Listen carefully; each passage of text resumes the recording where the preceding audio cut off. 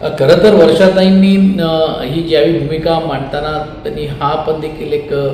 विचार करणं गरजेचं आहे की आपण शेवटी महाविकास आघाडीचे घटक वाढवण्याचं काम आपण करतो आहे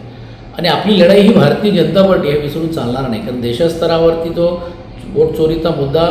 आदरणीय राहुल गांधीजींनी केला त्याला साथ देण्यासाठी ही सर्व घटक पक्ष पण ज्यावेळी रस्त्यावर उतरतात त्यावेळी बरोबर येतात त्यावेळी मात्र आपण त्यांना एकत्र ठेवतो आहे आणि मग आघाडीच्या बद्दल त्यांच्याबद्दल एक वेगळं तिरस्कार म्हणा किंवा वेगळी भूमिका मांडणं हे कितपर्यंत योग्य असा एक प्रश्न पडतो. अर्थात त्यांना काही मर्यादा आहेत, त्यांचा जो मतदार ठरलेला आहे. मला असं वाटते की सध्या भारतीय जनता पार्टीला रोखण्याचं काम कोण करू शकतो ते उद्धवजी करतात आणि उद्धवजींना साथ देणारे घटक जर पुढे येत असेल तर मला वैयक्तिक वाटते की मराठी माणसाच्या हितासाठी ही जी आघाडी गरजेची होती तशीच भारतीय जनता पार्टी विरुद्ध रोखण्यासाठी